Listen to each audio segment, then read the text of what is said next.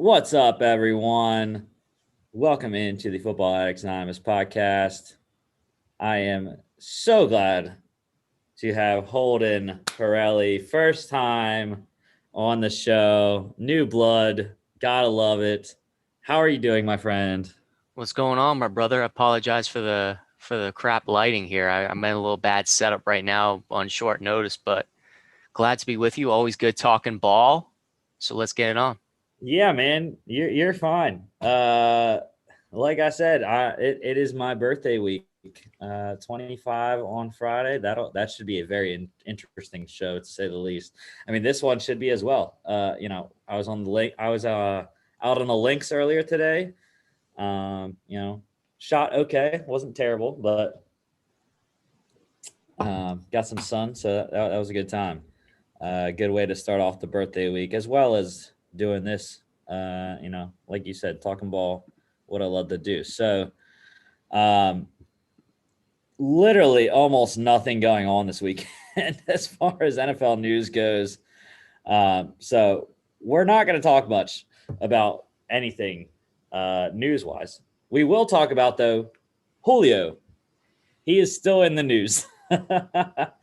um, I saw two new teams that were reportedly interested now.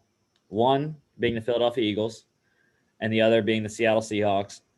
Um, Seattle, I heard that Russ was very much for and Julio and trying to recruit Julio.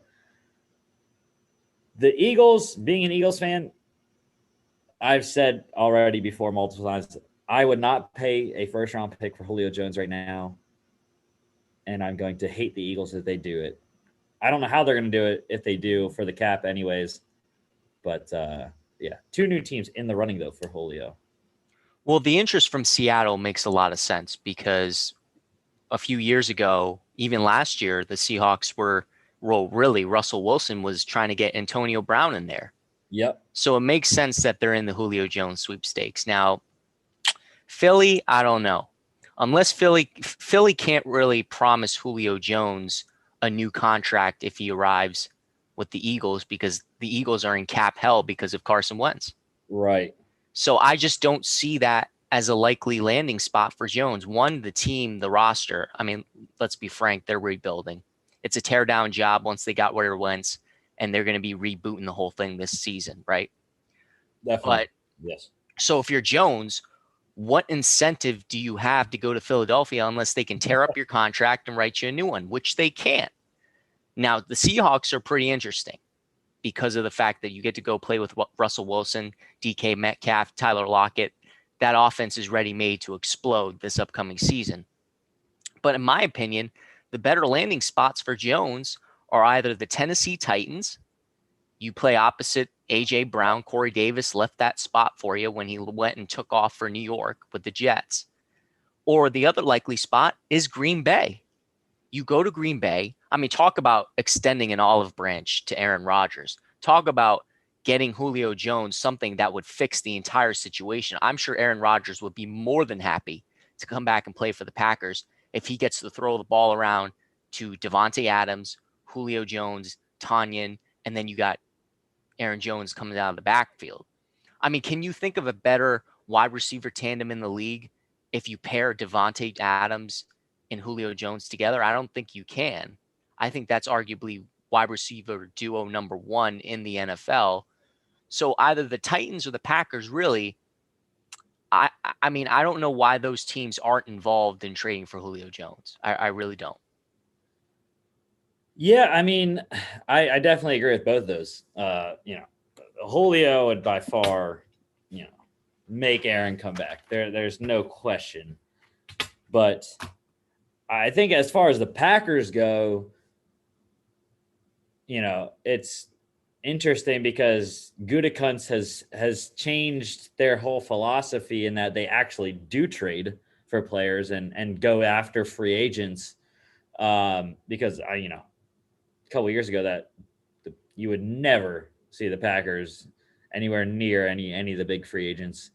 But Gutekunst, that has changed the narrative in Green Bay. But the thing that I think about as far as Julio goes is, who is actually a receiver away though? Are the Packers? I mean, the Packers possibly could be. I'm not sure that the Titans are. Their defense is still not that great, even with all the additions that they got this offseason. I'm not so sold that the Titans are a receiver away. Packers definitely though, and the favorite as far as betting goes is New England.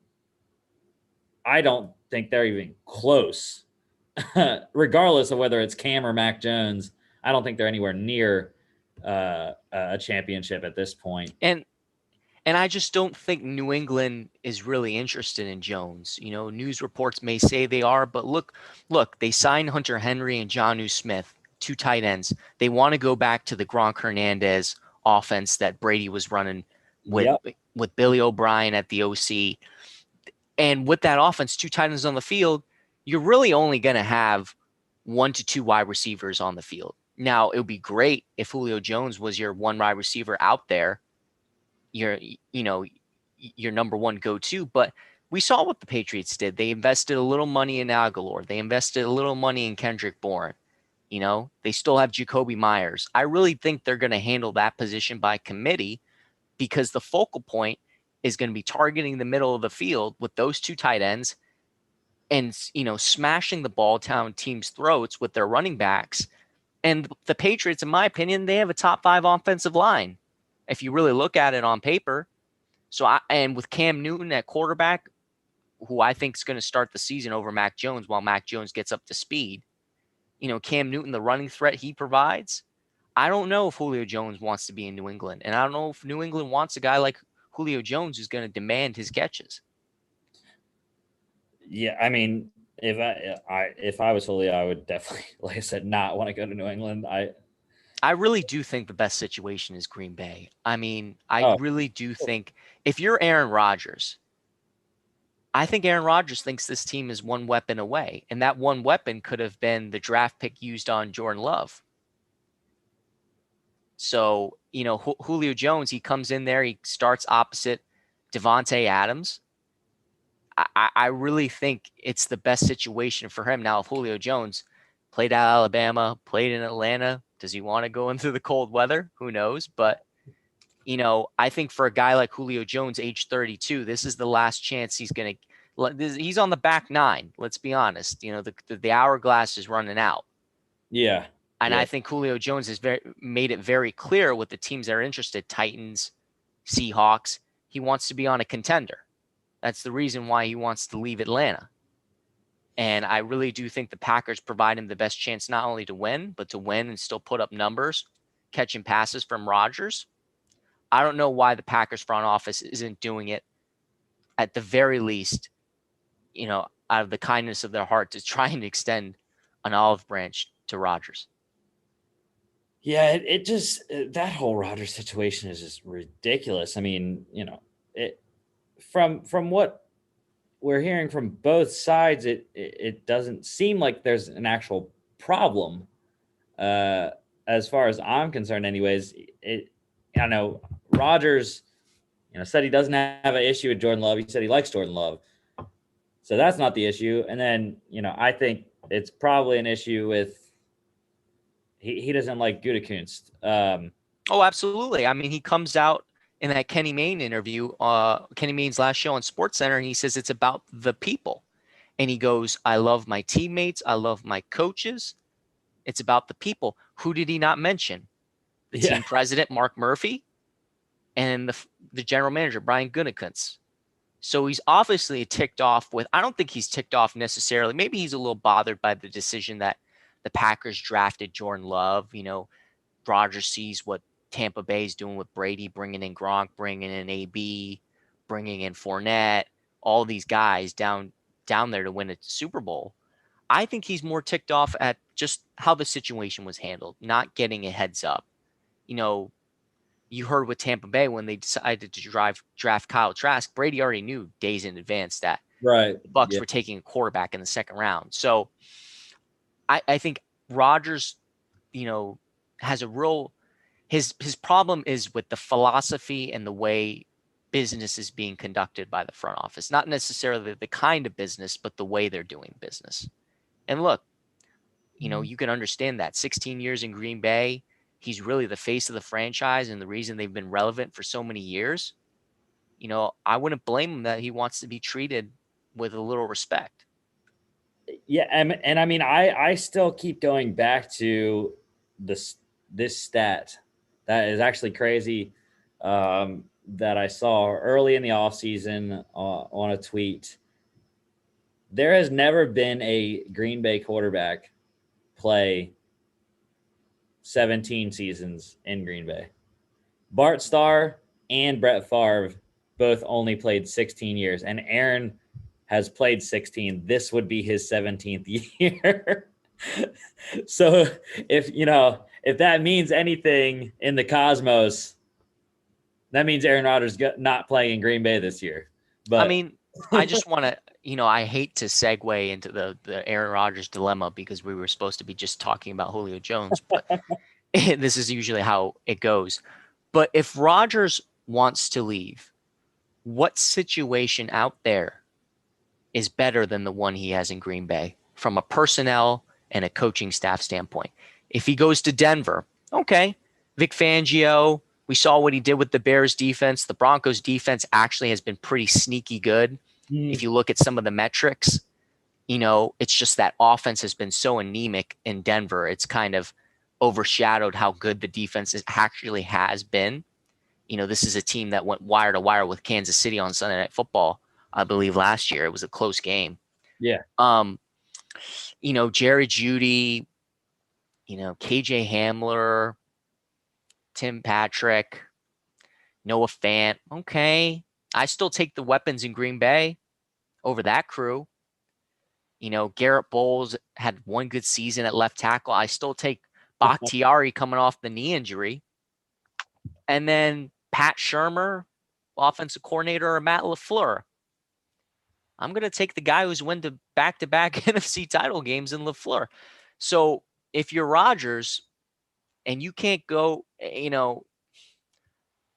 if Denver can't be the landing spot, where else? I mean, what else? What other team? The Raiders? I don't know. I think Rodgers should really, frankly, stay in Green Bay if he wants to win, have the best chance to win another Super Bowl. And I think the Packers need to make the effort and go and get Julio Jones to say, hey, we're going to go all in on you. Now, if Rodgers wants a new contract, that's a whole different discussion. Because if you're the Packers, you need to see Jordan Love through and you need to figure out if this dude can play. But, if it's just, hey, I want you to make a little effort like the Bucs have doing with Brady with bringing weapons down there, then I think Julio Jones is the cure-all. I really do. Yeah, I have no idea, where Rodgers would be as successful. I agree. Yeah, I can't even think of right now in my head where, that a place that doesn't already have a quarterback. It's very tough.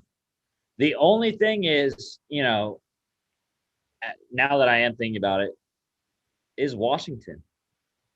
Washington has Ryan Fitzpatrick. So, he's used to being a backup. They have a very solid defense. Oh yeah, They the got pass Terry, rushes. they got Terry McLaurin, a running mate, and Curtis Samuel this offseason. Antonio Gibson in the tight end are backfield. suspect, but they can manage at tight end. But and they also got Adam Humphries in free agency as well. So Washington is a place, and it's an easy division, relatively. Depending on how Dak comes back from his injury, Eagles are rebuilding. Giants, you never know what's going to happen with them.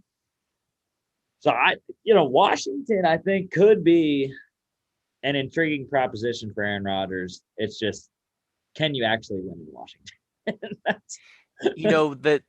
I never even thought of Washington, and the teams that always pull off these major trades are the ones that are never circulated beforehand by the Schefters and the Rappaports. So Washington would be a great fit. You want to talk about an elite defense with that defensive line. I mean, 4 first-round picks on the defensive line. That's like unheard of. And then you have the situation with Ron Rivera at head coach, who's gone to a Super Bowl, who's, first year coaching with Washington, they go to the playoffs. He's quickly, rectified the culture. And I like what you mentioned about the weapons they have already in place with McLaurin, Samuel, and Gibson in the backfield. So wherever I think that's a great destination for Rodgers. I don't know. I mean, I think this guy needs to stay in Green Bay. It's a good situation. He's comfortable there. If Green Bay just shows a little more aggressiveness and goes out and gets Julio Jones, and Julio Jones stays healthy, look out. I think this Packers team could find themselves at least in the NFC title game next season with Jones in the mix. For sure. I wholeheartedly agree on that one. All right. I think we finally have gotten the whole way through that Julio talk. Went off a little track on Rodgers, but yeah. Well, Julio Jones. Look, the Falcons are in cap hell, right? They have so much. They're so top heavy, the Falcons, and they have so many guys on big money contracts that I'm sure Arthur Smith in his first year as head coach, former offensive coordinator, would love to keep Julio Jones, because all coaches want to do, front office guys just want to build for the future and sustain long-term success. Whereas the head coach just wants to win right now. That's the job of the head coach, right? Because there's no point going 6-10 your first year, your first 2 years, and then you're not there when the thing finally gets turned around by year 4 or 5 down the line, because you sucked your first 2 years. I think Arthur Smith, would love to keep Julio, Calvin Ridley, Kyle Pitts. I mean, Matt Ryan throwing the ball? Who's going to stop that offense? I mean, but the front office was probably saying we need to trade Julio so we can get some cap relief and start building some depth, so that by week 8 or 9 we still have a shot to make the playoffs, because you got to think of potential injuries, all that kind of stuff that crops up over the course of the season. Yeah, and that's why I was very surprised the Falcons did not draft a quarterback this year, because Arthur Blank as an owner has not been trigger happy to pull the plug. We saw that with Dan Quinn, the last head coach. People thought Dan Quinn overstayed about a year or two in Atlanta after they ran that Super Bowl. But yeah, I think that he gets a coach and GM, and he is willing to stick it out. And like I said, again, I was very surprised they did not draft a quarterback, did not look the future. Well, here's the thing about Matt Ryan's contract, though. The way his contract is structured, everyone thinks that the Falcons could have drafted a quarterback and did what the Chiefs did with Patrick Mahomes and Alex Smith. Keep Alex Smith for another year, have Mahomes sit behind him, learn, and then the following season take over. But the way Matt Ryan's contract is currently structured, he's there until 2023. You cannot get rid of this guy without exercising a cap charge that's going to, if the Falcons are already in cap hell, I don't know what word can describe what situation they would be in if they drafted a quarterback this year and got rid of Matt Ryan before the 2022 season. It's just not going to happen. So I understand why they drafted Kyle Pitts. I mean, to me, he's a Quentin Nelson, Saquon Barkley, can't miss kind of guy that, look, you have him paired with Ridley. You try to get the best out of Matt Ryan while you slowly sort of piece together the other parts of your team. It's just that Matt Ryan contract is it's not going to be easy to get rid of. So I understand why they didn't pick a Trey Lance or a Justin Fields. Well, yeah, and I mean the contract situation. That's why I really don't like that the NFL kind of looks down upon the outside the box kind of trades that I have in my head, anyways. Like the other three major sports, you can do a 3-team trade and only send one player to one of the two teams, but the third team is in there to take money. And I think those types of trades would be fantastic for the NFL. I think you would see so many more trades if that was really an option, but the league office looks down upon money transactions as opposed to straight player or draft pick transactions. Um, Obviously, the only one that we have really seen that had been like that was the Osweiler trade from Denver to Cleveland in 2017. But again, you saw a straight draft pick for player, and there wasn't a third team involved taking money. It was just a higher draft pick compensation to take the money and the player. Um, so that's where I thought that, if Atlanta could have done that with, I'm trying to think who, like the Colts, the Colts could have been added into a trade with Matt Ryan. I don't know who he would go to, but if they would have drafted a quarterback and then sat him a year and then trade Matt Ryan in 2022, add a third team in like the Colts, who had a lot of money this season, to take some of the dead cap hit. I think that's another thing. Matt Ryan, I don't think he's a top 10 guy in the league anymore. I think he's more like 12 through 15. And when you're a quarterback in the teens, where, if you're not in the top 10 and you're not in the bottom and you're just in the middle, that's like limbo to me. That's like, I mean, what team really wants you if you're a quarterback in the teens? And at that point, where would Matt Ryan go? What team would want Matt Ryan? Really? We mentioned Denver earlier being in the sweepstakes for Rodgers, but other than that, I can't think of, Washington. Okay. But like, there's just not many teams out there that I think would be interested in a Matt Ryan who's in his mid-30s. I mean, he's clearly got 2 or 3 years left. And then, after that, who knows? Yeah, I agree. Um, and that division is not getting any easier. No, not at all. No. Panthers. I still think Panthers are going to surprise a lot of people. They're not going to win the. I think the Bucs still are going to win the division, but I think the Panthers will finish second this year. But that is a conversation for. We gotta save that. Yeah, for the season. Gotta wait for the season. Yeah, when we do our season predictions. But yeah, that is the NFL news.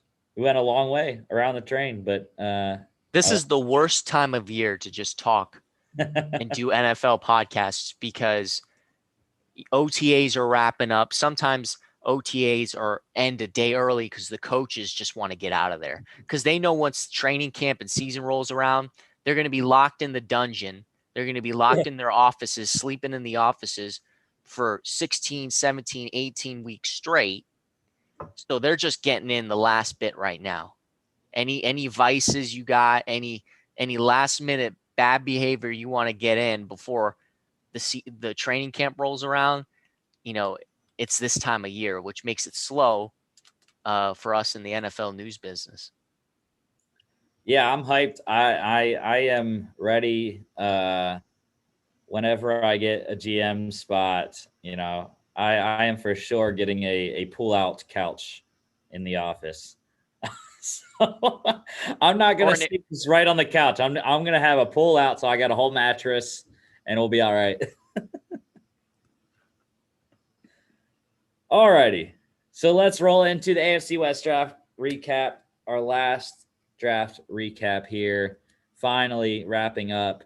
So we had the Broncos go Pat Surtain, the second at 9 overall. Chargers went Rashawn Slater at 13.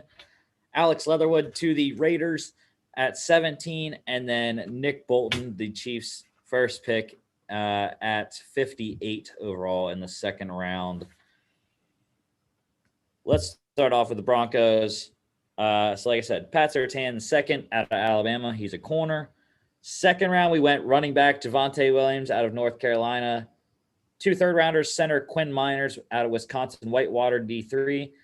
Linebacker Baron Browning out of Ohio State.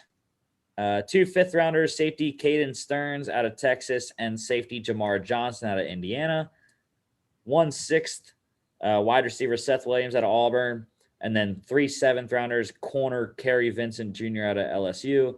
2 edge rushers, Jonathan Cooper out of Ohio State, and Marquise Spencer out of Mississippi State. So I really do like the Broncos draft.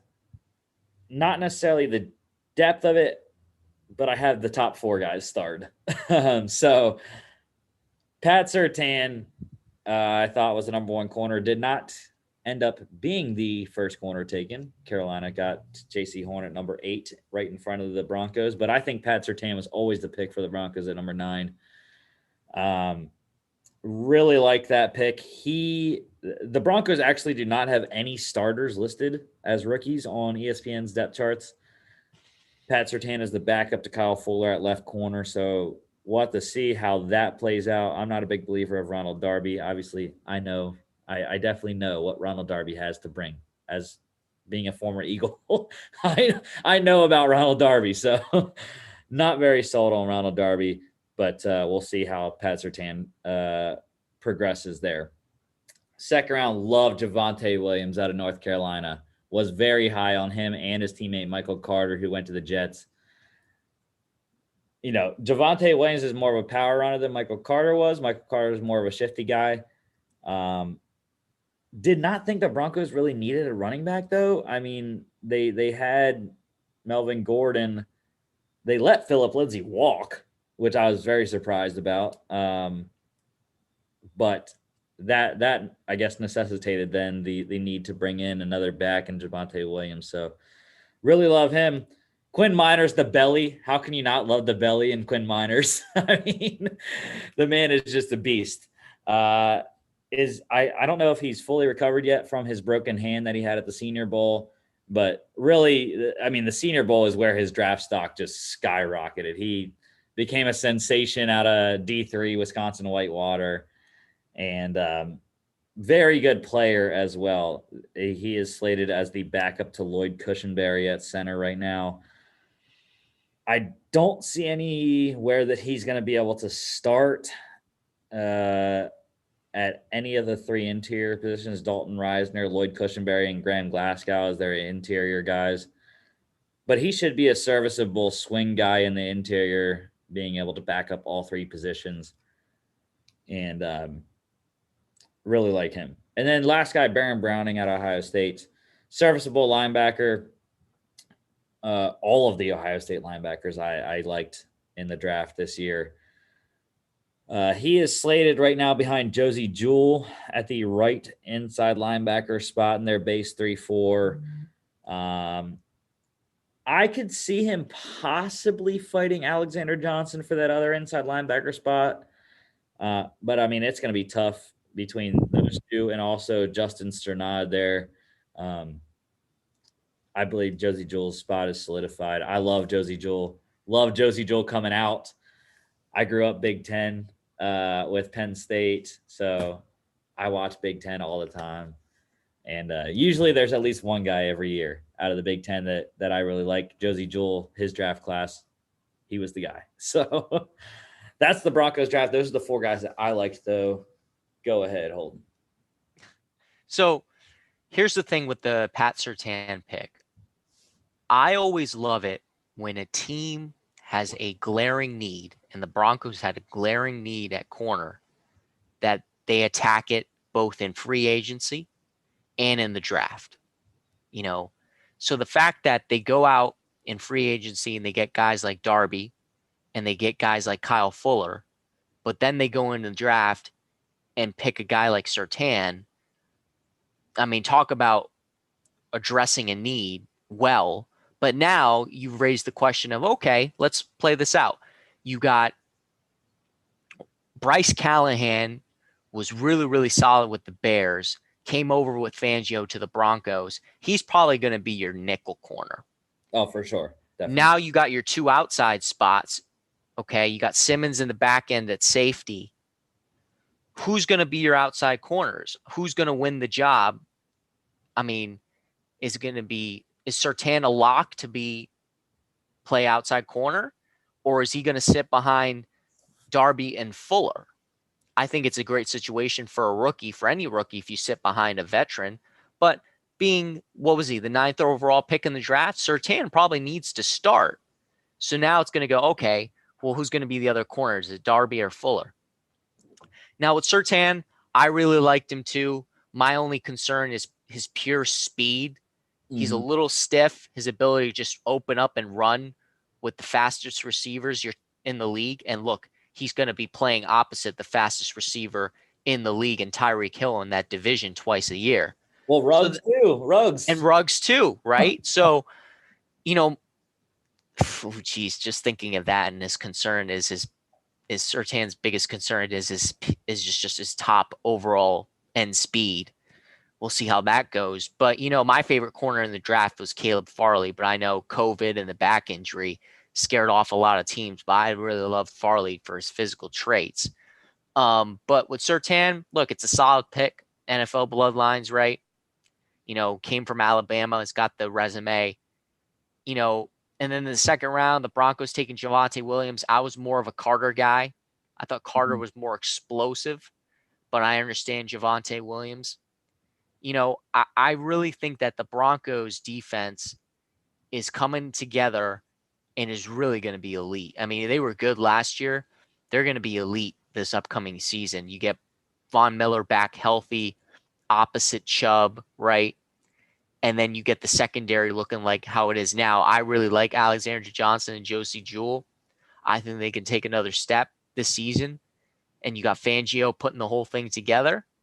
I mean, this team was already giving Kansas City a run for their money on Sunday Night Football. I know I mentioned that earlier a season ago. But, yeah, I mean, I think the Surtain pick was, you know, at that spot, number 9, if they weren't going to pull the trigger on a quarterback and give Drew Lock another run, then you just take the best player available.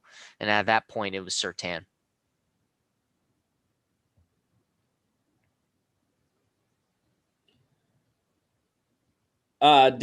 Did you like any of their other selections, Holden?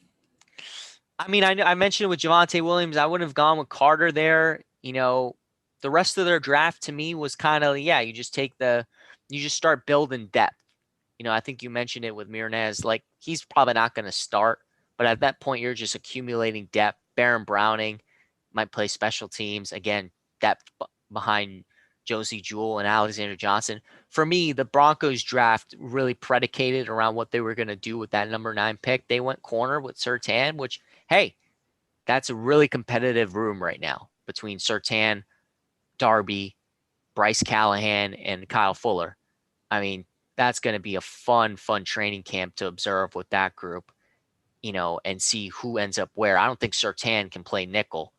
No way. He's going to play on the outside. He's too long and stiff to play that slot DB position.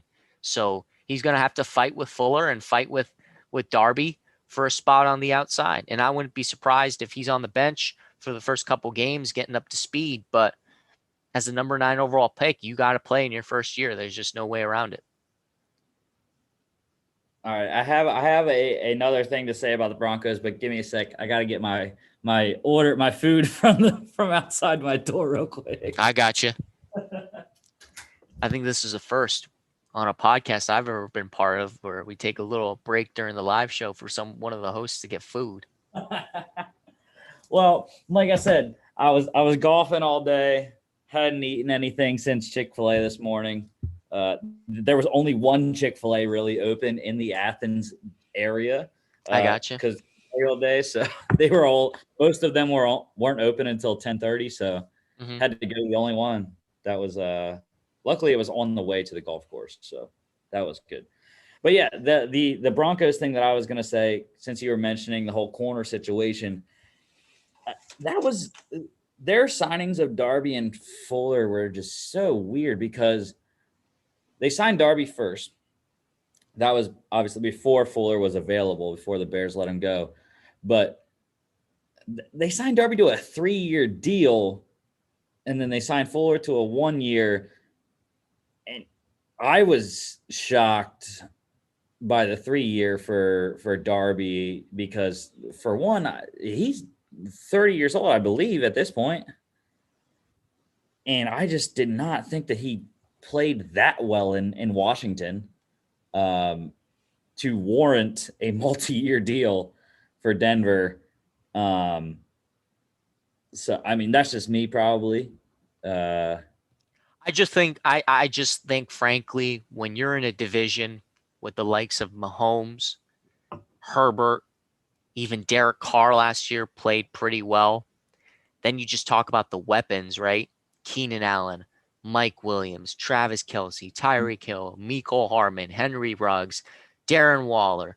Like, you can never have enough good DBs on your roster at that point. I mean, you can see the Broncos are clearly building their defense for the division they play in, right? You got the pass rush with Miller and Chubb, and then you got all these guys in coverage in the secondary. So, and now with the NFL, now we're playing, 17 games?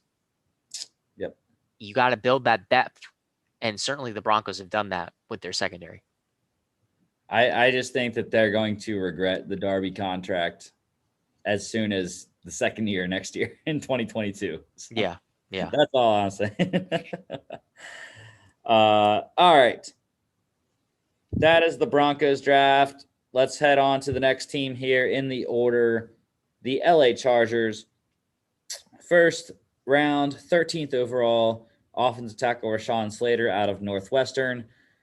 Second round, corner Asante Samuel Jr. out of Florida State. 2 third-rounders, wide receiver Josh. Is that Samuel? Did I get that? Did I get that wrong? It's Palmer, right? Josh Palmer. Yeah, Josh Palmer and then Asante Samuel Jr. Yeah. I don't know why I wrote Samuel. You're good. I think it was because I was just going really fast and I just saw Asante Samuel and then I wrote Josh Samuel. But yeah, Josh Palmer out of Tennessee. Also in the third round, tight end Trey McKitty out of Georgia. Fourth round, edge rusher Chris Rumpf out of Duke. Fifth round, offensive tackle Brendan James out of Nebraska. 2 sixth-rounders, linebacker Nick Neiman out of Iowa, and running back Larry Roundtree out of Missouri. And then 7th-rounder safety Mark Webb out of Georgia. So I will let you go ahead and go first on the Chargers draft, Holden. For me, the Chargers aced this draft on their first 2 picks alone. If they just had 2 picks, the first and the second round, and didn't pick anyone else, they would have still gotten an A from me. Because you talk about 2 glaring needs, okay? They needed a left tackle. They got one in Rashawn Slater. Everyone wants to talk about the Chase Young game where Rashawn Slater erased Chase Young. So, this was 2 years ago. So you got Slater to fill the hole at left tackle. And Justin Herbert, I mean, I think PFF said Justin Herbert was faced the most pressure last year, or he was the best quarterback on third down under pressure last year. So now can you imagine what this guy's going to do in critical situations with an actual offensive line in front of him? Because the Chargers went out and got Corey Linsley from Green Bay to play center. So now they've solidified the offensive line. Justin Herbert won't be running for his life. And he put up those numbers that he did last year running for his life.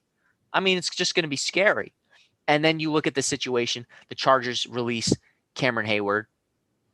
So Casey Hayward, excuse me. Casey Hayward, sorry. Casey Hayward. And they needed a corner, and they got one in the second round in Asante Samuel Jr., who a lot of pundits thought would be a first-round pick. Mm-hmm. So, and then now you got a new defensive coordinator. Brendan Staley's coming in. He's, did a very good job with the Rams defense last year. So I don't think there's really going to be any drop-off for that Charger defense. If anything, it probably will get better. But I think those 2 picks alone are the only picks I care about. And the Chargers got 2 studs and really nailed this draft. Kudos to Tom Telesco for doing a great job. Yeah, I'm all in with you. The top 2 were the only 2 I starred on my list. What's crazy though is, Rashawn Slater was a freaking steal, man. At 13, no one thought that he was going to make it there. I was pissed that the Panthers didn't take him at number 8 because Panthers also needed a left tackle, and they still don't have one, in my mind, anyways, as a Panthers fan. So I was really mad about that. But, I mean, like I said, great value at 13 for the Chargers to get Slater there. Obvious need. And there's only one weakness that I still see on the Chargers line looking at their depth chart, and that's right guard. Ode Abalshi is the right guard right now. There's not really a guy that I can see that is a solid option to play at that spot. So I guess Abalshi will be the guy. You got Trey Pipkins, but he's a tackle. Brendan James, who they drafted in the 5th round, he's listed as a tackle on NFL.com, but he's backing up both guards right now. So I don't know if he's an option to fight for that right guard spot, but that's the only spot that I can see that's really an issue because they did bring in Corey Linsley, like you said, and also Matt Filer over from the Steelers at the left guard spot. So very solid offensive line. And like I said, I agree as well. Asante Samuel Jr. fills that slot corner role automatically. Great starter there. The only thing there, the Chargers, it's going to be tough if one of their top 3 goes down. Because looking at their depth chart, it is not a deep position. Their 4th corner right now is Tavon Campbell, who I have no idea. I've never heard of that guy. I have no idea who that guy is. So I do know a little bit about Brandon Facyson, who is their 6th corner. Dante Vaughn is the 5th corner right now. But yeah, I mean, they are not deep. There's a lot of names actually just looking at their depth chart that I don't know, which isn't necessarily a bad thing. Obviously, I don't know everyone, but usually I know who players are. And I always say, if I don't know who you are on the depth chart, you probably are not the greatest player. But, you know, like I said, I'm not perfect. I could be wrong. These guys could come out and, you know, fly. But that's an issue that I do see with the Chargers depth chart anyways, is that the depth on defense is not the greatest as far as quality goes, in my mind. No, I would agree with you. You know, everyone seems to be picking the Chargers as a sexy pick to come out and really do well this season. And everyone thinks that Justin Herbert is going to have a massive year 2. I think PointsBet, DraftKings, all these sports books have him like tied for 5th in MVP odds right now, or 5th or 6th. And look, I like the Chargers roster. I would agree with you. Where's the depth? I mean, they got some star players, right? Look at defense. Joey Bosa. Look, Melvin Ingram is unsigned. He's a free agent right now. Yeah. So they got one pass rusher. At linebacker, Kenneth Murray. He played okay last year. Derwin James on the back. Can he stay healthy? Can Derwin James stay healthy? Yeah. At corner, what are we talking about? At corner, Asante Samuel Jr.'s got to show out as a rookie. I don't know if that's really reliable. Then offensively, you lose Hunter Henry at tight end. Austin Eckler to me is a 3rd round back. He's not a bell cow. And everyone's expecting him to be. I don't know where that's coming from. And you got Keenan Allen, Mike Williams. I like that. Who's the 3rd, 4th receiver on that team? Who's playing tight end? This team, and then Herbert, obviously. You know, he's the straw that stirs the drink. There's a handful of stars on this team. Last time I checked, you got to field 11 players on offense and 11 players on defense. And right now, I think the Chargers have 8, 9, 10 good players, you know, both sides of the ball combined. I just think it's going to be another tough year, frankly. Yeah, I'm on the opposite side as far as the offense goes. I think the offense will be very good. I think they're going to be. Yeah, I mean, I agree with you, though. I am not an Austin Eckler fan. Not a big fan. I don't like small backs that are, notorious for being pass catchers that also are the lead back and have to get carries. Because, yeah, like Austin Eckler on a normal offense should be like James White in New England. That's what Austin Eckler should be. But he's been the lead back ever since Melvin Gordon left. And, it's been him. He has to get the carries because they don't trust Justin Jackson or just Joshua Kelly to carry the load. So it has to be Austin Eckler, which is good for, fantasy purposes. But I do like their receivers, though. Keenan Allen, Mike Williams. Jalen Guyton had a very sneaky, undrafted free agent rookie season last year. Came out of nowhere, is their deep guy for Justin Herbert, who obviously has a cannon of an arm and can hit Jalen Guyton on those long balls. They drafted Josh Palmer this year, which I think is a pretty solid pick. Tyron Johnson had an okay year last year. They have a lot of, iffy guys with their third through sixth receivers. There's a couple other guys they drafted the last couple of years, KJ Hill, Joe Reed. Jason Moore is a guy who had been in the mix last year as well, especially in training camp. Austin Prohl, son of Ricky Prohl. He's been a name as an undrafted free agent this year. But, yeah, I like their offense. We'll have to see how Jared Cook does filling in for Hunter Henry this year. I do like that pickup, though, by them. Jared Cook's never been real sexy, but he gets the job done and comes in clutch a lot of the times. Has pretty solid hands for a guy that has never been a top tight end, but has been a very serviceable guy, has been on some really good teams in Green Bay, New Orleans. I can't say St. Louis because they were never good when he was in St. Louis. But yeah, he has been the back end of Jared Cook's career. I think he's really taken off really well with some good quarterback play. And I love Justin Herbert. Drafted him in my dynasty league. I have him.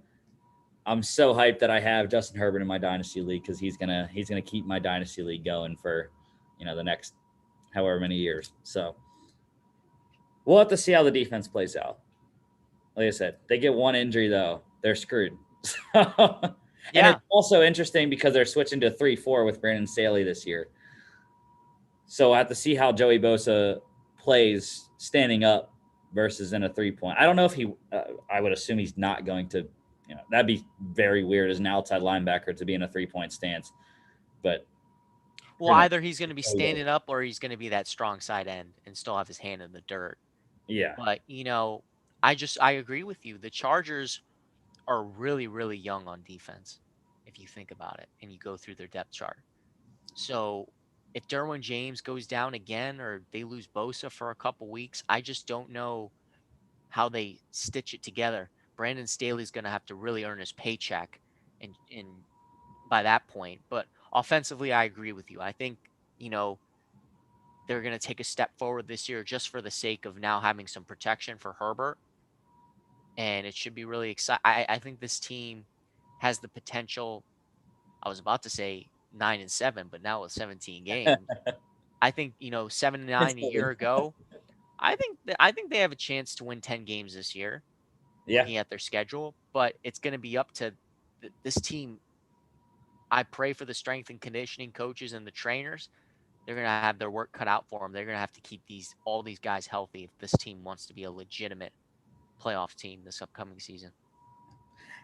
And that's the thing. They can't be as bad, the majority of the time, your one possession wins and losses regresses to the mean after you have a really good season or a really bad season, which Chargers last year had a horrible season in one possession games. So naturally it should regress to the mean.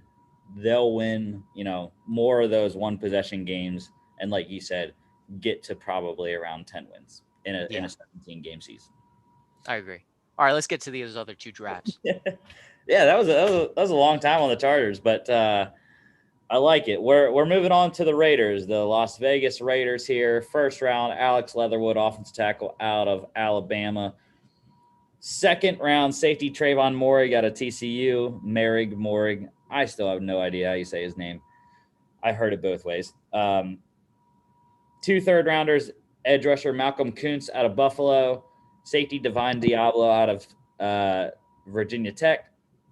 Fourth round, safety Tyree Gillespie out of Missouri. Fifth round, corner Nate Hobbs out of Illinois. And then seventh rounder, center Jimmy Morrissey out of Pitt. I'll start on the Raiders here.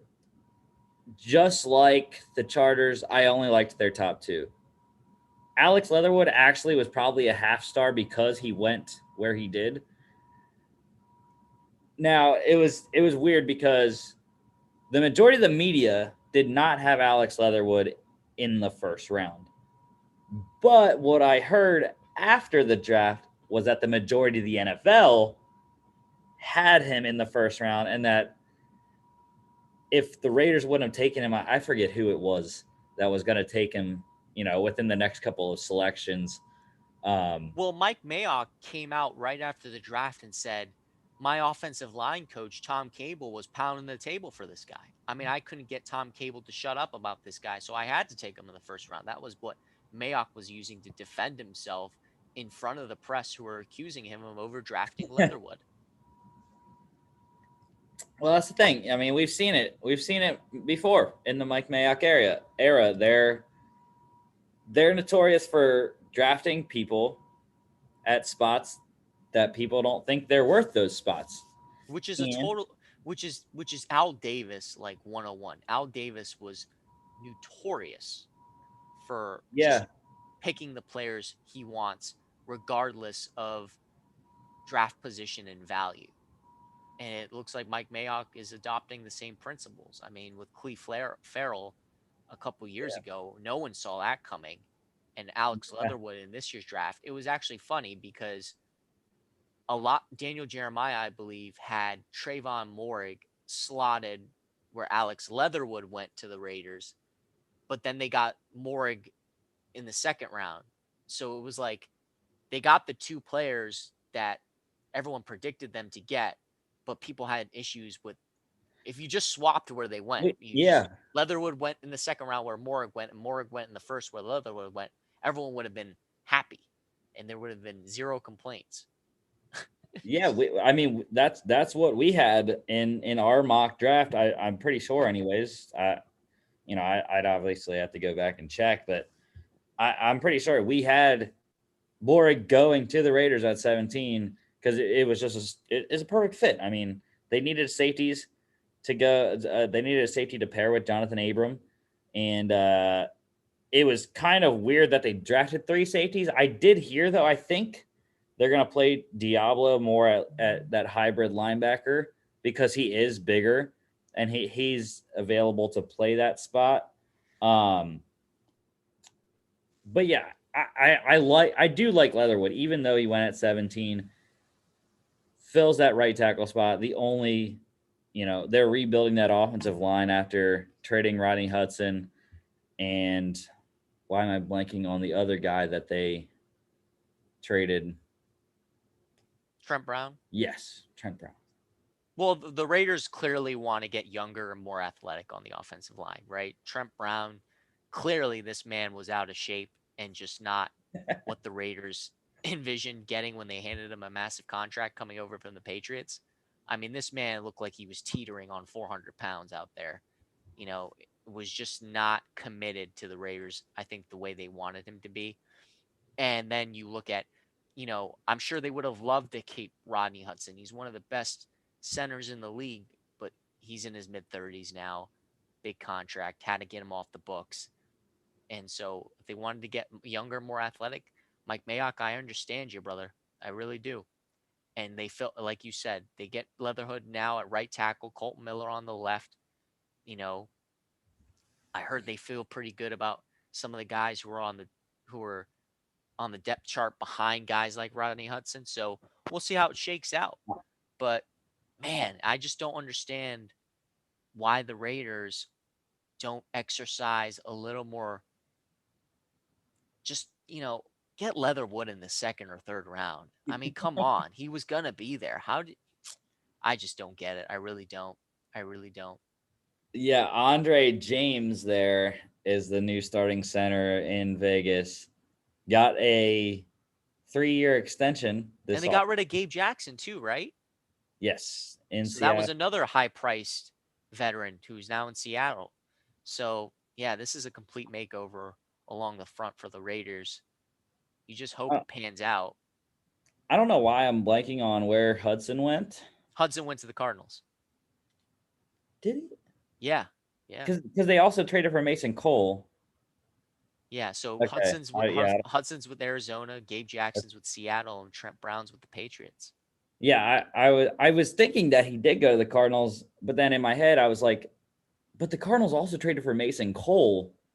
So why did they trade for 2 centers? Unless one of them's going to play guard. But the minute Hudson arrived in Arizona, they tore up his contract and gave him a new one. Yeah. So maybe Hudson wanted a new contract with the Raiders, and with the salary cap being where it is because of COVID, the Raiders had to make a financial, a business decision and had to let him go. Well, I mean, obviously, when you have those 2 players, Rodney Hudson, Mason Cole, they traded a 3rd-round pick for Rodney Hudson, so he's starting. Yeah. And Mason Cole, all right, we traded a 6th-round pick for you. You're gonna try to fight for the one of the guard spots. So go ahead.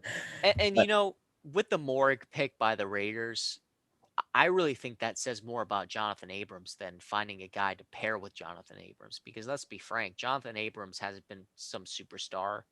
He hasn't been an above average safety in the league yet. He hasn't been on the field enough. Yeah. And in your best ability is availability, right? And with NFL defenses playing 3 or 4 corners more often than not and just one safety, I think Morig's going to be that roamer, that rangy guy. And now, Abrams, you're on the clock, my friend, and you got to find a role for yourself on this Raider defense.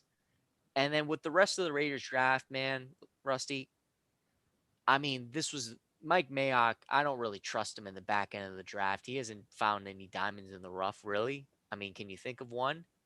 Crosby, the only one Crosby. Crosby Okay. in the 4th. Yeah. Had flashed his rookie year, but last year wasn't as good, right? And remember he drafted the Kentucky Wildcat quarterback. What was his name? I'm blanking on the name, but he drafted the Kentucky guy to play wide receiver. Lynn Bowden, and then boom, they traded him in training camp. So they did get good value for him, though. I will say that. Yeah. So look, I think typical Raiders. The storyline coming out of their draft was Leatherwood being overdrafted. It's just that's for me the most important storyline we should be talking about with this team. And look, I mean, both Gruden and Mayock, frankly, are on the hot seat. They need to start producing. They started off strong last year. Really exciting Sunday Night Football matchup with the Chiefs, right? Going toe for toe. Mm-hmm. But then they just kind of fizzled out. So this team really needs to start taking, those leaps this upcoming season, because I just don't know. I don't know how you can justify keeping Gruden and Mayock around if this team doesn't start turning things around. Well, yeah, didn't they start like 6-2? Yeah, something like that. And the year prior to that, and the year prior to that, they were like 6-4 or 7-3 or something. I mean, they start the season off really well, and then they fizzle out, which tells you what? Depth. They don't have enough depth to carry them through. And now with 17 games, that's what every team needs, depth. They want to hang around and make the postseason. Yeah, I mean, I don't know if they can, even get out of the Gruden contract, because he's only this is year 4 out of 10. So I mean, and Gruden has the juice. Yeah, in Vegas. I mean, Mayock is the GM, but he's there to service the coaching staff and pick the players Gruden wants. Because Gruden, with that 10-year contract, clearly has the juice to make, he's got executive power over there with that organization. Oh, for sure. Yeah, I mean, it's always interesting though. Every year, people are calling for Derek Carr's head. I have always liked Derek Carr. He goes above and beyond what everyone thinks every single year. People don't talk about him because they like to not like him.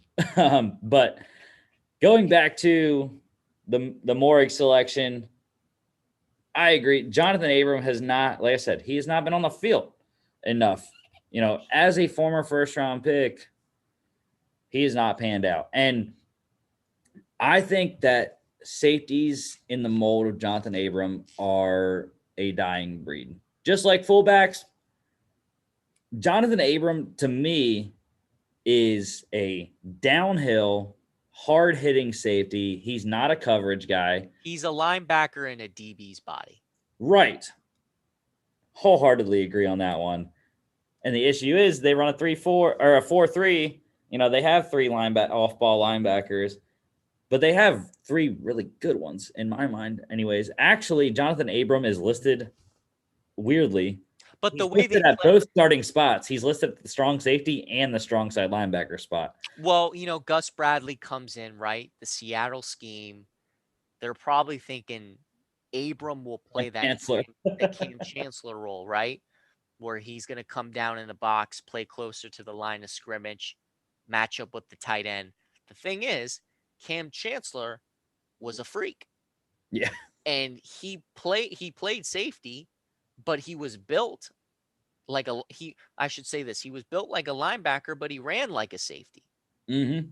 Whereas Abram is just built like a safety, but I appreciate his dog mentality. He throws his body around with reckless abandon, but you can see how that's paid off for him because he hasn't been available. He keeps getting hurt playing like that. So we'll see. I really like the Gus Bradley addition. I think that was very underrated because he was good with Seattle. Frankly, he was good with Jacksonville's defense, and he was great with the Chargers defense. So we'll see what he can do for Vegas. But I agree with you. This Morrig selection says more about Abram than it does, hey, let's find you a running mate. No, it's more like, here's some competition for you. Let's get you healthy and let's get you on the field, and hopefully you can stay on the field. Otherwise, Yeah, so, I mean, if he does end up starting at Sam and not strong safety, that brings back their former first-round pick, Carl Joseph, who they signed back this offseason. Right. Or even, the one of the two other guys that they drafted, Tyree Gillespie. Like I said, I think he is a coverage guy. Divine Diablo is definitely a linebacker. He's listed at safety, third string strong safety right now. But I think Diablo is more of a hard hitter guy. So I don't know. Hopefully Ngakoue, the addition of Unique Ngakoue can help Clelin Ferrell in the pass rush this year. Maybe the Raiders can actually have a pass rush with Crosby in a situational role. They also, like I said, Malcolm Kuntz, Carl Nassib there, Matt Dickerson. I really like Matt Dickerson. He was so underrated with the Rams. But yeah, we'll have to see. The addition of Quentin Jefferson also in the inside. So who knows if the Raiders will actually have a pass rush for once. Yeah, we'll see. Ngakoue, he's probably going to be primarily used on third down, sub packages. This guy doesn't play the run, so I don't think you're going to be seeing much of him on first and second down. He'll be out there on third down in obvious passing situations. But yeah, this Raiders defense, man, look, expect more shootouts in 2021. That's honestly all I got to say about this team. It's going to be up to Carr, and it's going to be up to Waller and Jacobs and the guys on the offense to carry the water for this team, because I just don't see enough star power on this defense. We'll see Gus Bradley, what he can do to turn things around, but I think, you're just going to see more of the same that you saw this past season. Yeah, and I think that's the trend of the division. Less defense, more offense. Yep. Okay. Finally, the Chiefs here. I forgot to say with the Raiders, they did have ESPN did have 2 starters. They had the most rookie starters on their depth chart right now. Alex Leatherwood at right tackle, Trayvon Morrig at free safety. Chiefs have 1 starter. It is their first round. Not their first round pick. Their first pick, second rounder, Nick Bolton at will linebacker.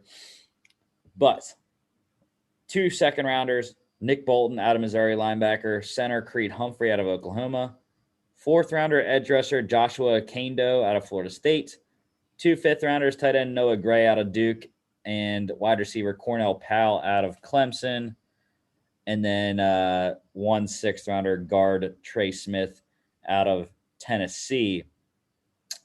And I'll let you go ahead first, Colton. Well, I like the Bolton pick not only because he's a good player, but Sorensen was playing linebacker for the Chiefs last season, and this man, he's a safety. He ain't no Pretty linebacker. damn. He ain't no linebacker. He's a safety, and he was playing linebacker for Kansas City. So obviously, you address a need by going and getting Bolton. And then with the Creed Humphrey pick, I never worry about Andy Reid, an offensive lineman. He always seems to figure it out. Didn't figure it out in the Super Bowl last year, but that's because that offensive line was depleted with injuries. But missing their 2 tackles, but give him healthy, serviceable talent on the offensive line. And Andy Reid, look at his track record, always figures it out. I think, everyone likes to call him the quarterback whisperer. I think he's an O-line whisperer too. So I just don't worry about offensive line and Andy Reid traditionally. Let me ask you a question real quick, though, before you continue. Why in the hell do we keep letting Mike Remmers start at left tackle in Super Bowls? Yeah, I know, right? Well, with this upcoming season, he'll play right tackle, and he looked okay at right tackle. Right tackle, he's fine, but when he switches to the worst and PFF graded him really well at right tackle a season ago. So I think if you stick him there, and I don't know if Humphrey's gonna play center or he's gonna play guard, because Blythe has played guard and center before. He played center last season, but he played guard before that. So I don't know how that's gonna shake out, but the Chiefs draft, to me, for me, the offseason for them has been less about the draft and more with what they've done through trades and free agency, right? Coming off the Super Bowl, this offensive line, was screaming to be addressed. And Brett Veach went to work. Or really earned his paycheck, right? You go out, you trade your first round pick, you get Orlando Brown to come play left tackle, who did really well for Baltimore in that role when Ronnie Stanley went down. He wants to be a left tackle. He'll get the chance in Kansas City. You go out, you pay big money to get Joe Tooney, right? Mm-hmm. Tooney or Tooney? Tooney. Joe Tooney. You get him to play guard. Creed Humphrey or Blythe at those other 2 spots. And then Remmers at right tackle. Look, I know they signed Kyle Long. This man's been out of the league for a little bit. He's battled injuries throughout his career. When he's on the field, he's an above average player, right? Started his NFL career off really well in Chicago. But this man's been out of football, has a very long injury history. I think he provides depth, if anything, to this offensive line. I don't know if he starts. And then you have the guy who missed the season because he went to Canada to help out in nursing homes, Laurent Duvernay Tardif. Yeah, Laurent Duvernay Tardif. Yeah, who's at guard, who's on a pretty hefty contract with the Chiefs. So maybe he plays guard. Then you got, maybe Creed Humphrey in his first year as a rookie is going to sit and learn behind Blythe, at center. Because to me, it's probably going to be Brown, Orlando Brown at left tackle, Remmers at right. Your 2 guards are going to be Tooney and Duvernay Tardif, and your center is going to be Blythe.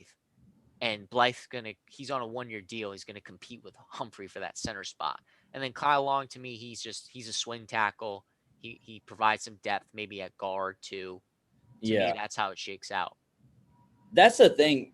Like, it's crazy because for anyone that doesn't know, like, when we have been doing these draft recaps, like, this is the first time that I'm looking at the depth charts for all the teams. Right. since the draft and free agency, everything. The Chiefs' offensive line, they have so many names. They're starting five, obviously, but I was very confused by, the fact that they signed Joe Thuney and Kyle Long, and the fact that they're getting Duvernay Tardif back because there's not enough spots to start. Right. Creed Humphrey, personally, I think he has more talent than Austin Blythe does, but I believe Creed Humphrey has an injury history. Maybe not. I'm not completely sure. Kyle Long and Austin Blythe are both on 1-year deals.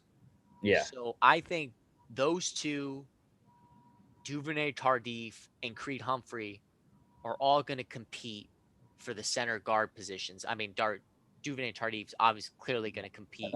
He's locked in. Guard spot, and Kyle Long too. I think, just for the fact that Blythe and Long are on 1-year deals tell me that they're depth guys who will be given a chance in training camp to fight for a starter's role.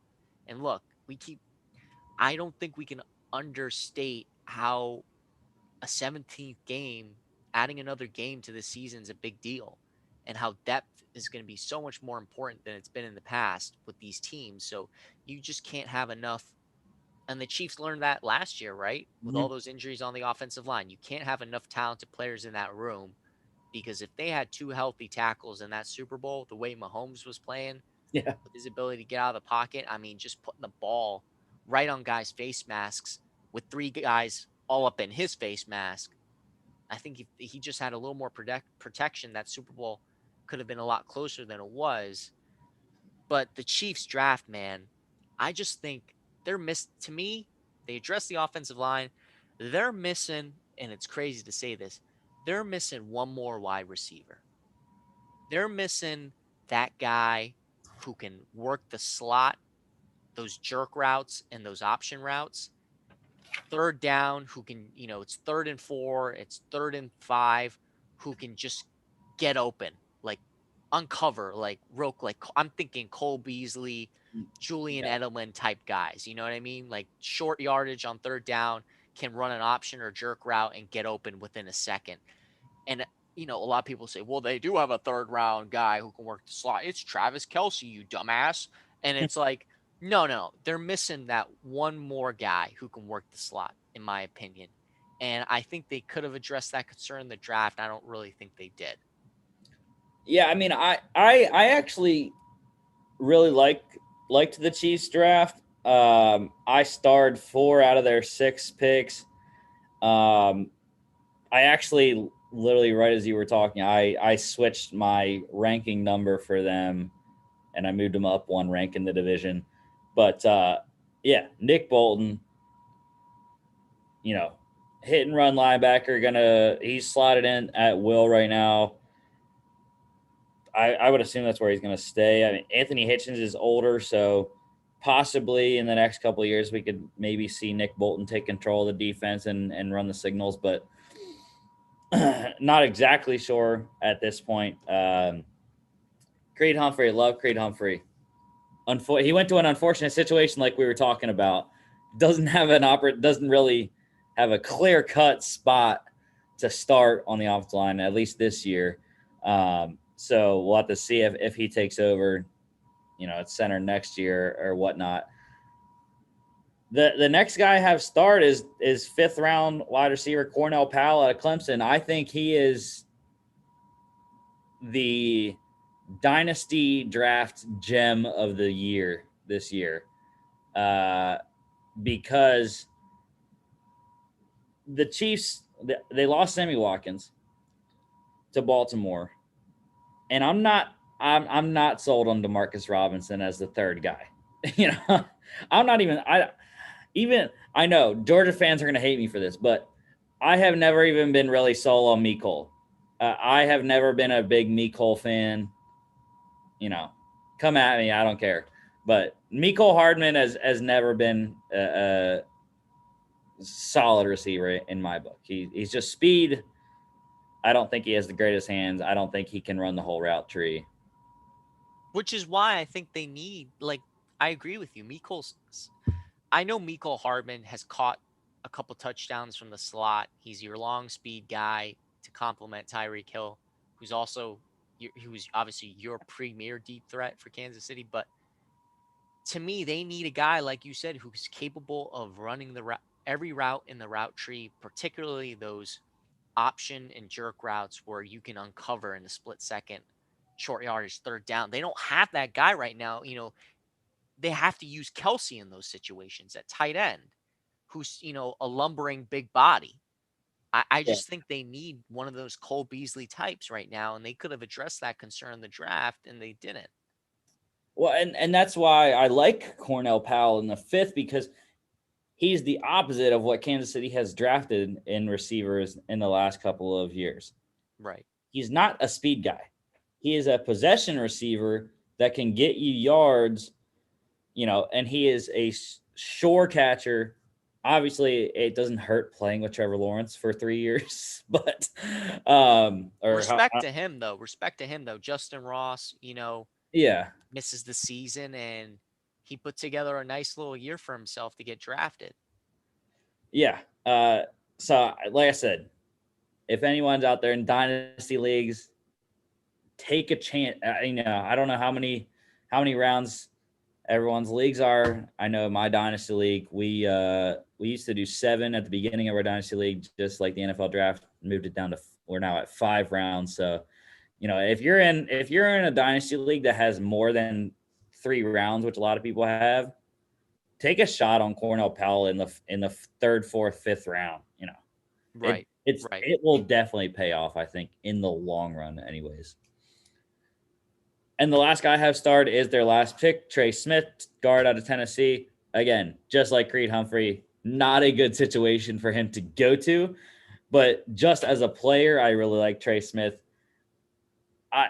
I don't know why he fell to the 6th, because what I was hearing, early on in the draft process was that Trey Smith was touted as one of the better guards in this draft class. And I had not seen anything of him having an injury history, him having an off the field history. So, in my mind, that's a very good selection in the 6th round for Brett Veach. Well, the Chiefs, again, I love it when teams have a need on their roster that they aggressively go out and try and fix it through every means possible. And the Chiefs did that with their offensive line. They traded for players, they went out in free agency and signed players, and then they also drafted players. And with their offensive line, they did all of those things to try and fix that group, which I think they did. We'll see how things shake out with this season, but so far on paper, I think they did fix that offensive line. But, look, I know I keep saying they need that third down possession receiver, and maybe Powell's that guy. But look, that's really, it's more of a luxury than a need. This offense is still so talented and so loaded. We'll see, how they look this season. I think they'll be just as explosive as they've always been. For me, Kansas City, man, they just need more talent on defense. And they picked Bolton to play linebacker. For me, it's amazing how they've gone so many years without a premier player at corner, and they've held up defensively. It's amazing. It's amazing. Their last talented corner was Marcus Peters, right? And that was, at least 3 years ago. I mean, it's been a while. Yeah. And I mean, they might have gotten the steal of the offseason in the Mike Hughes trade as well. Right. If he can, I like Mike Hughes. I like him a lot. He's a good athlete. If he can stay healthy, that's the biggest thing. He's just, durability's been an issue. To me, he was one of the best corners the Vikings had. They couldn't afford to keep him any longer because he just never plays much. But if he can stay healthy, I mean, that's a steal for the Chiefs. I think they found their number one corner in Hughes if he's healthy. Yeah, they've also found very good gems late. L'Jarius Sneed was a 5th round pick. Right. Picked as a safety, plays corner now. Yeah, he's more of a do-it-all type guy. I'm talking like premier cover corner, man coverage on the outside, sticky. Peters was more of a zone guy who liked to bait the quarterback and get a lot of turnovers. But it's just amazing how they've manage to win a Super Bowl, go back to the Super Bowl without like a Gilmore type guy at corner. Yeah, I mean, yeah, and I was gonna go on, Travarius Ward as well. Yeah. He was a undrafted guy, I Yeah, believe. he's been solid, but I don't think he's a guy you're writing home about. And they also took a chance on DeAndre Baker, former first round pick. Yep. We'll see. We'll see if he can stay on the field. I mean, Yeah. but yeah, I mean, I think there's definitely potential for the Chiefs as far as the corners go, but obviously we're months away, so what to see. Yeah, man, it's going to be exciting. This division is going to be fireworks. It was a year ago, and it's going to be fireworks again this upcoming season if all these offenses can stay healthy. I like how the Chargers have taken a step forward and addressed a lot of their concerns. Protecting Herbert, it's the most important thing. It always impresses me when a front office and a GM when they know they have a quarterback, they do everything they can to prop that person up, whether it's getting weapons or protection. It's going to be an exciting year, man. I can't wait. I still thought that was the wrong move by the Chargers ownership. I thought Anthony Lynn should have gotten one more year. I thought he was the right man to lead them. It was just ugly, man. Some of those games and the clock management and the game management, running the ball, when you needed to save clock and you're running the ball. I mean, there were just too many moments which is crazy because Anthony Lynn is a former offensive coordinator. Yeah. And you got guys like Pep Hamilton on that staff too now, that some of their clock management on offense was just atrocious. It was just embarrassing. And look, Staley had a hell of a year with the Rams, probably blew away Telesco and the ownership in the interview process. And we'll see how that goes, man. We'll see how it goes. Yeah, well, I am wearing the only AFC West jersey I have. It is a Broncos Tim Tebow jersey. Fantastic. Love that he's back in the league with the Jags. We'll see if he makes the roster. I think he will.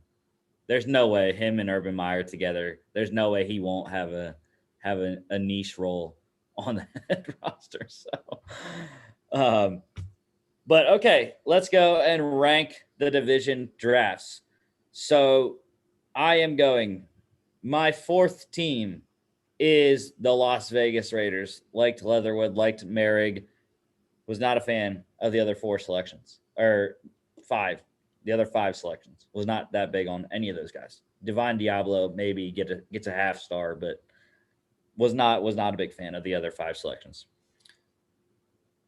Third for me was the Chargers. Like I said, the Chiefs, I moved up a peg as we were going on. The Chargers are third, though. Rashawn Slater, Asante Samuel, love it. It's kind of similar to the Raiders, though. Was not that big of a fan of the rest of their selections. Like you said, I mean, if they only had their top two, it was a solid draft. But I think the last, was it how many? They had seven more, 9 total. Seven. Their last 7 selections, I was not, that impressed by many of those selections there. Second for me is the Chiefs. Like I said, I bumped them up to 2. Really because I started 4 of their 6 picks. I mean, that's very solid. To get Nick Bolton and Creed Humphrey in the second round, I thought were very good value, especially Creed Humphrey. I thought 63rd overall. That was a good draft slot for the Chiefs anyways. And then Cornell Powell, he's my guy. Hopefully I will get a chance to draft him in my Dynasty League. I don't know. We'll see. Our draft is actually next Sunday, so we'll see if I can get him or not. Our other boy on here, Chris, he might have something to say about that. Unfortunately, he couldn't be on today. But yeah, Trey Smith as well. Not a good situation with how many offensive linemen they have, but I do like the player overall. And then number 1's the Broncos. Top 4 selections for me were home runs: Pat Surtain, Javonte Williams, Quinn Miners, Baron Browning. Loved all 4 of those. I could even give half stars to a couple other guys there that they got. Caden Stearns was very solid at Texas as well in the 5th round as a safety. They don't really need safeties. Like, they got Kareem Jackson, obviously very older guy there. Justin Simmons signed to a long-term deal, so he'll be there. And then also another guy that I could have given a half star to, Seth Williams out of Auburn, speed for days. Just going to help, especially with the Deshaun Hamilton release, or well, not release. He's on the NFI list now for the Broncos, but obviously he's done for the year, torn ACL. So I think Seth Williams could have a bigger impact than people originally thought that he would in his rookie year. Gotcha. Yeah. Look, if I had to rank these drafts, I'll go from 1 to 4, 1 being the best. Chargers 1, Chiefs 2, Broncos 3, Raiders 4. Chargers, I think a lot of the draft is picking the obvious players and not screwing it up. If the cookie crumbles your way, just go and make the obvious selection. And they took the best players available with those first 2 picks with Rashawn Slater and Asante Samuel Jr. So the Chargers, Tom Telesco, you didn't screw it up. You just made the obvious selections, and for that reason, I think the Chargers really nailed the draft. And then with the Chiefs, again, similar situation. That first round pick, trading it away for Orlando Brown Jr. Look, awesome. You filled the need at left tackle. Then you get Bolton at linebacker. And then with the Broncos, Pat Surtain, he wasn't my number 1 corner, but you filled the need. And then they got some nice players like Javonte Williams to help out in the backfield with Melvin Gordon. And the Raiders, man, I mean, just overdrafting Leatherwood. I mean, to me, that's the reason why they're number 4. This guy was a 2nd, 3rd round pick, and you picked him at 17 when there were so many other talented players available that could help right away in Las Vegas. That, to me, is the reason why they're number 4. All righty. Well, those are our ranks. Next week, next Monday, nothing planned as of right now. I got to see how the calendar shakes out, as it pertains to when we're going to start our season previews for all the divisions. And I think we actually might go team by team possibly. So we'll have to see, what the schedule looks like as far as the calendar goes. But we will have summer week for all the NFL news, NCAA, if there is any. Don't forget to follow us on all our social media at FAA Podcast on Instagram and Twitter, as well as our website, FAApodcast.com. We have some fantastic new merch. As you can see, this logo behind me, that is our Memorial Day camo logo. We also have, actually, you know what? We're just going to say, screw it. We're going to go show you these. If I can find my Google Chrome tab, we're going to show you what, this is not the Google Chrome one that I want to share. It's the other Google Chrome tab. Give me a sec. If I can get this one up. All right, here we go. But yeah, let's show everyone, we got these very cool camo Memorial Day shirts, as well as July 4th shirts coming out. Here we go. This is it right here. Memorial Day 2021. That's a zoomed in thing. But yeah, this is the front. This is just a classic. This is a women's tee, actually. So ladies, we got Memorial Day camo logo on the front, remembering the fallen every single day, because we have to think about them every single day. They fight for our freedom. They gave up their lives to let us have what we have right now. Letting us do this podcast. That's all in thanks to everyone that has served and continues to serve for us, and that has laid down their lives to give us this opportunity to live how we want to live. And then also we had these July 4th shirts. Which one? I guess this one. This classic T-shirt. So have our American flag logo. I think that's pretty cool. And then also on the back, kind of a funny saying for our July 4th shirts: greatest country in the world, COVID or not. we beat COVID. Essentially, we're close. We're almost there, almost 100% there. So, but people may have an issue with this saying, but that's why it's not your podcast. It's our podcast. So if you don't like it, don't buy the shirts. That's fine. But I thought it was pretty funny saying that I came up with, and I love the United States. So yeah, those are our designs for our July 4th Memorial Day logos, and please, buy it. So I thank you, Holden, for coming on, everyone. Holden Perrelli, fantastic first episode. I can't wait. We got a lot more coming up with you, as well as, we got more people coming on. Just wait, FAA is going to be absolutely lit by the end of the summer. We're going to have so many new people on. A lot of different backgrounds, a lot of different ideas coming on board. We're going to make this the best year ever in FAA, and it's only our second year. Can't wait till the season comes up and everyone's just spitting straight fire when we're talking about actual games this season. So thanks again, Holden. Yeah, of course, man. No problem. Best part of the year is when season arrives and when we're in season. So it's going to be here before you know it, man. But always good talking ball. Always good. Can't complain about that. Alrighty. Well, thank y'all. And we will see you on Football Friday for my birthday.